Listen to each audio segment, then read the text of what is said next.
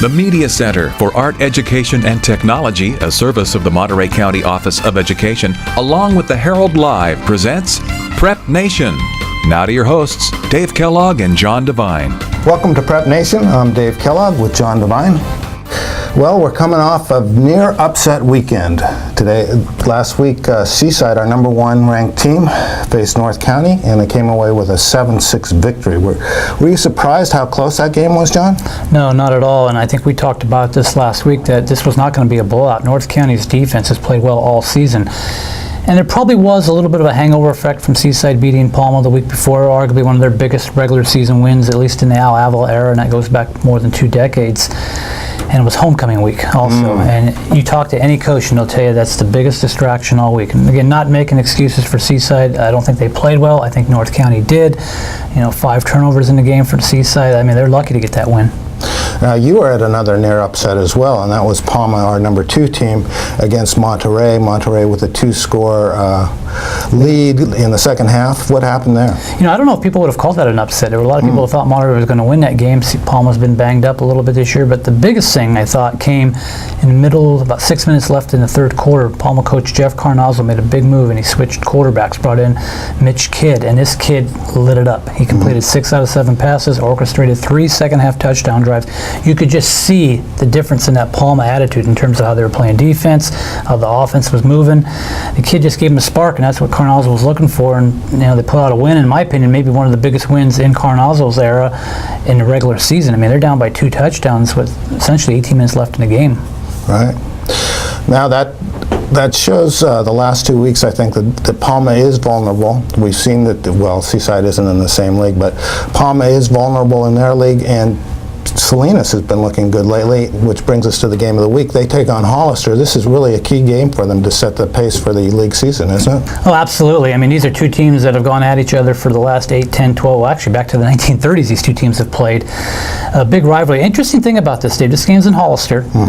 Salinas has won the last 2 games in Hollister, or Hollister's won the last 2 games in Salinas. So, I mean, home field advantage doesn't mean anything in this game. So John was out to talk to Coach Steve Goodbody this afternoon. Let's hear what Steve had to say. Well, they present different problems for us on defense and on offense because of their tenacity on defense and the option game on that they run on offense. We've been facing 4 passing teams out of the spreads. There's going to be a little bit of movement. The last time we saw any running at all was Homestead, really, that pounded it up. So we faced a tough Friday night, and they're the league champions from last year. So right. We're looking forward to the ball game, but it's always a tough contest between us, the Baylors and the Cowboys. Sure. Steve, this is your first game in 5 now that you're actually going to play on grass, real grass, instead of the turf. Does it make a difference? Does it change anything? Well, we don't. We always talk about that we don't care what surface we play on. We say we'll go play on the asphalt if they call it. We don't worry about those things, and that they typically, depending on the weather, but the turf's pretty good. We've been successful up there for the last 4 years. The visitors have won. We went up there twice and won, and they've come down here in the pit and won. So I don't think that it's going to be a great ball game between 2 good ball clubs. I think. Yeah. Now you mentioned earlier that you've faced a few teams this year that like to throw the ball, but San Benito presents a different challenge in that they like to grind it. How much like you? Yeah, we're in some ways carbon copies of each other. They run a little bit different out of the double backs on the wings, but we're going to have to. It's going to be somewhat a 3-yard cloud of dust ball game.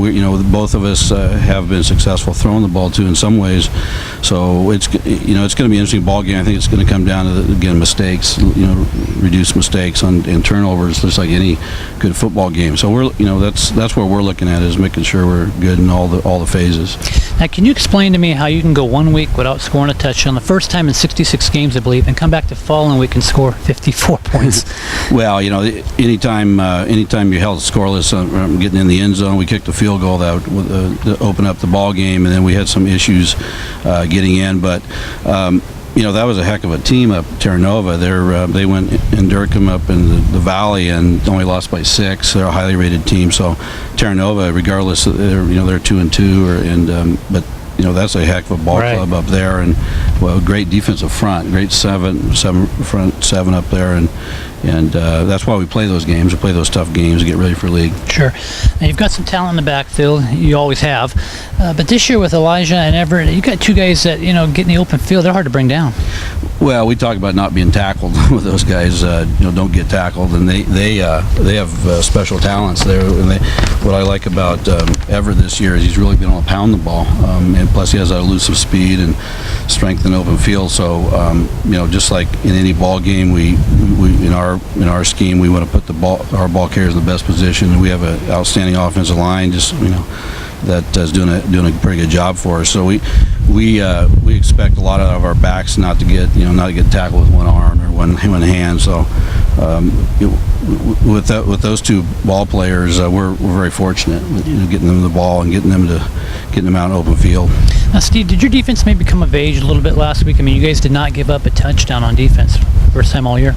Well, we've been transitioning this year. We've been a traditional 3-4 5-2 team, and we transitioned to the 40 front, and so there were some growing pains early. We've keep working on those things. The kids and the coaching staff are learning as we go, and the defensive staff's done a great job getting the kids in the right position. So we feel good about it, and I think we get improving every week with that. So it'll be a great test against Hollister coming up, but we're right where we wanted to be with the defense, and so we just have to keep improving the next 6 weeks. Now, we don't talk a lot about special teams, but this year you've got a punt return for a touchdown, you've had a kickoff return for a touchdown. Has that become another weapon for Salinas? Well, you have to look at who's returning those things. We have between Kyle Salau and Elijah. Yeah, those are two special guys. Plus, we're working a lot harder in practice on special teams, and that's helping us. We talk about 3 phases, but we work very hard on them during the week. So that's why I think we're getting better returns. We're working on our kicking game, and that's that 3rd phase that we've been missing in some ways over the last few years. So we hope to improve every week on that also. And you mentioned in passing here as we get out of here that you've won the last 2 meetings in Hollister. This game's in Hollister. Right. Well, we certainly hope that trend continues. We don't go too much by history, but it's just, I think it's an interesting fact that we beat each other up pretty good back and forth, and then a couple years ago when we almost had them in the semis, and they kind of snuck us up on us back in the second half and I remember that. So there's a lot of history here, not just in my tenure here, but going back into the 30s and 40s. So it's nothing new between Salinas and San Benito to crash together, and I'm sure we'll crash together again Friday night pretty hard. Great. Thanks, Steve. Thank you very much. Okay, John, we've heard about Hollister's physical offense, Salinas' tough defense, and vice versa, but you think there's another element that could be the key to the game. Special teams. I mean, Salinas has run back a punt this year for a touchdown, run back a kickoff this year for a touchdown. Kyle Salo has run back 3 kickoffs in the last 2 years for touchdowns for Salinas. We don't talk a lot about special teams, but it's been a big avenue for Salinas in terms of generating points. Mm-hmm. Speaking of Kyle Salo, John talked to him this afternoon at Salinas. Here's what he had to say. Sitting next to arguably the dangerous kickoff return man in the county, Kyle, I got to ask you, can you explain your success in returning kickoffs? You've got 3 in the last 2 years. Well, it all starts with the foundation, my blockers. That's really the biggest part of returning kickoffs. That's pretty much all there is to it. Once I get the ball, I just follow the blocks. What's going through your mind, Kyle, when you catch the ball? I mean, what are you thinking immediately, if anything? Well, first, it's pretty much catching the ball. Okay. Yeah, that's the main thing. Gotta catch before you run. But then after that, it's just instincts, basically. Yeah. What's it like, though, when you see that opening and you see that green grass? Because obviously it can close real quick. Yeah, well, it's like a pathway. Like, I just need to get down that hole. That's it. That's a good question. Do teams still kick to you? Not really, no. Not anymore. We should mention also Kyle is also defensive back. He returned 2 interceptions for touchdowns earlier this year. When you get a pick, is it more read and react? Yes, like we go through a lot of defensive schemes during practice, focusing on the passing game of our opponent. And so I go over it a lot at practice, so it becomes second nature. Like you see a formation, and then you kind of know where the ball is coming. Okay. Now your defense, they gave up 71 points in their first 2 games. Last week, though, shut out Gilroy for the most part. I mean, it was a special teams touchdown they got. What changed, if anything? Well, I believe our defense has come together more as a unit. We all read and react better. We communicate a lot more, and that's a big part. Now, in looking at film at San Benito for this Friday's game with the Baylors, what impresses you about their offense? They have a really good running back, and their blocking scheme is pretty cool, pretty good. So our main thing is keeping the quarterback contained and shutting down the running back. Do they throw much? A little. I've seen a little here and there. Enough to keep you busy? Yeah, I hope so. All right, Kyle, thanks. Thank you. John, you asked Steve Goodbody about the fact that this is their first game on natural grass this year. How big a factor do you see that being? Well, he downplayed it, and I don't know if it's a huge factor, but I think it is a factor for one reason. Salinas is a little quicker with Elijah Kirkland and Everett Ball. These are 2 quick backs that if you get out in the open field, they're hard to bring down. I think it slows them down a little bit on that, on that tough turf grass you want to call it, Hollister. One other point we haven't talked a lot about is San Benito. Right. They've only played 1 game in the last 3 weeks. Last week's game with Los Altos was forfeited because Los Altos didn't have enough players, and they have not won a game since August 31st. So, they've... Are they going to be a little rusty, you think? Well, 1 game in 3 weeks. I mean, you have to think about it a little bit. They lost their quarterback 2 weeks into the season, so that's another thing. Maybe the extra week gave them some time to adjust to this new guy. The Baylors have played some tough opponents in Willow Glen and Palo Alto being, a state-ranked team right now. But having not played in 1 game in 3 weeks, to me it'd be a little bit of a concern. And meanwhile, Salinas is coming in on a roll after blowing out Gilroy last week. They've scored 50 or more points twice this year, and that's the first time they've done that in the Steve Goodbody era. But I asked him this question. I thought it was ironic that the week before they didn't score a touchdown for the first time in 66 games. So which team will show up? It'll be interesting. I'm sitting here with Salinas offensive lineman Anthony Ballesteri. And Anthony, I got curious, smash mouth football, ground and pound, is that an offensive lineman's dream? Oh yeah, we love to just dig down, fight, and put the other guy on his back. Now you've got 4 running backs on this team that are awfully talented, but are they 4 different type of running backs? Oh yeah, we got a bunch of different guys out here. Some that like to go up the middle, ground and pound. Others like to bounce it out, and they're gonna get around you. No doubt. A couple of those guys obviously have some explosiveness. Is it one of those things as a lineman there where maybe you just have to create a little space and they're gone? Yeah, we got great guys out here, and makes our job easy when we could just make enough space for them to get through and they're gone. Yeah, no doubt. Can you explain to me, Anthony, why you've beaten San Benito twice in Hollister, but they've come back and beaten you guys twice here? I don't know, man. That's I don't know. Just luck? It's a luck thing. Yeah, so it's not a home crowd where you get a little amped up too much? We're both good teams, and just who shows up that night ready to play and win. You mentioned that you guys are similar in how you like to control the ball on the ground. Been watching film of this team, though, is this defense one of the more physical defenses you're going to face this year? They're definitely very, very good, very disciplined, but I think we're disciplined too. We just it's going to be a battle. No doubt, yeah. Show up. Now, Coach Goodbody always stresses that we want to be playing our best football in November, but to make those games meaningful in November, you have to be playing well in October, don't you? Oh, yeah, of course. Yeah. All right. Thanks, Anthony. All right, thank you very much. Also on the schedule this week, Pacific Grove travels to Soledad. Here's 2 teams who are trying to chase Carmel, who is perennial MTAL champion. This game could decide who finishes second in the MTL or even Well, in their minds, they believe they're title contenders, and I do too. I mean, Pacific Grove is a much improved team this year than they have been the last 6 years. Soledad, went to the playoffs last year for the first time in school history. A lot of confidence going on, big turnout this year. These are 2 teams right now that are undefeated in league play, and obviously the winner of this game keeps pace with Carmel. This kid, Luke Lowell, the quarterback for Pacific Grove, haven't heard this much about a quarterback at Pacific Grove since John Grant 10 years ago. What do you think? Well, he's young. He's only a junior. He came up last year as a sophomore. He got hurt. People didn't realize this in the King City game. He got hurt and actually played part of that game with a broken hand and wondered why he didn't throw the ball a lot. He's obviously healthy this year. Pretty good basketball player too, by the way. But he threw 4 touchdown passes last week against Greenfield and looked sharp. He completed 7 straight passes. At one point, he was 12 of 16, no picks. I mean, he's given Pacific Grove another dimension to their offense that they haven't had in a few years. Both teams undefeated so far. Okay, they just played one game in the MCAET. What's the other major roadblocks in the season for them besides Carmel? Well, King City's out there too, and as we know, King City put 45 points up against Carmel on Saturday. Excellent. But I think right now these teams are their concern is this game right now. I mean, this is a big game for them. They played to a tie last year.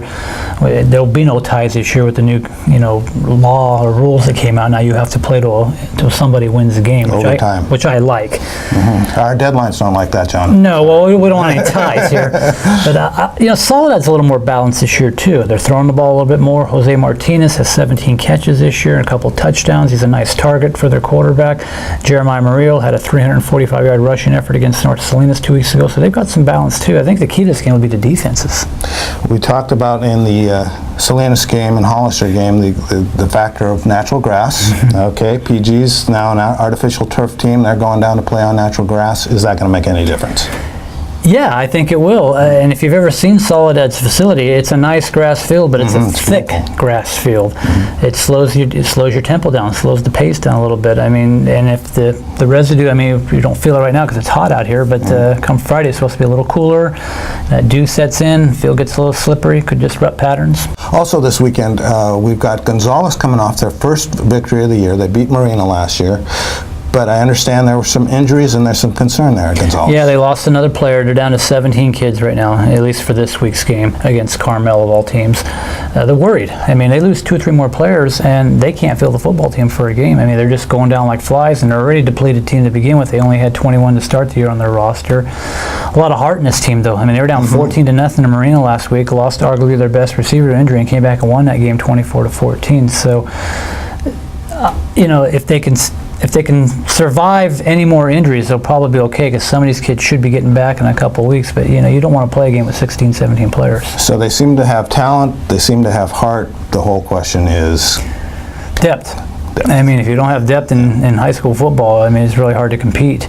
You mentioned Marina earlier. I think we should mention what an effort for them. I mean, they led for the first time ever in the history of their program last week, 14-0. Didn't hold it. Gonzales came back and won that game.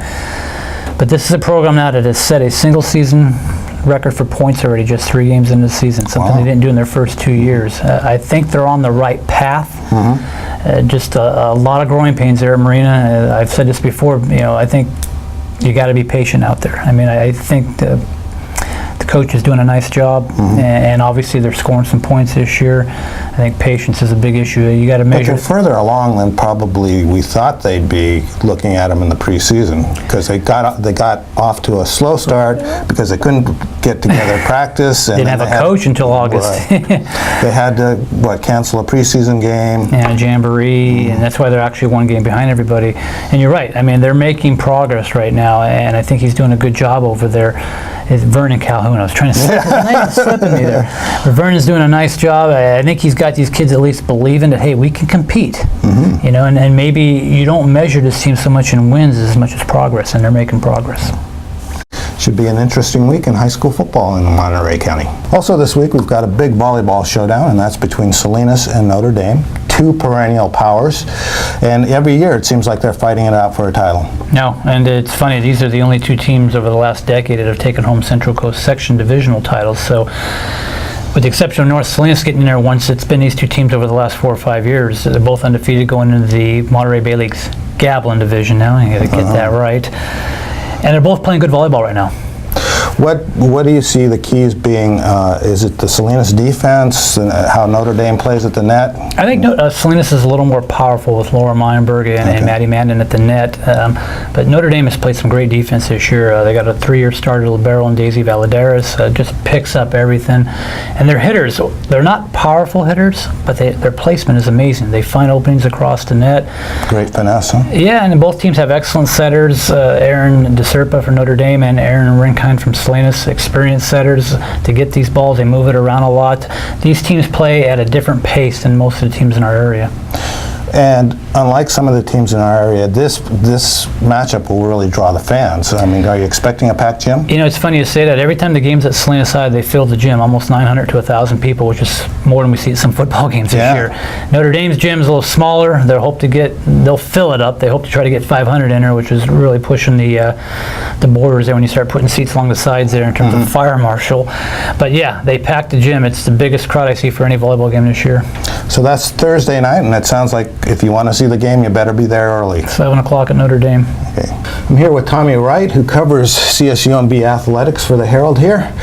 Tommy had a unique experience in that he got up pretty darn early in the morning last week to take in a CSUMB cross-country practice and got to experience the back trails of Fort Ord and Marina.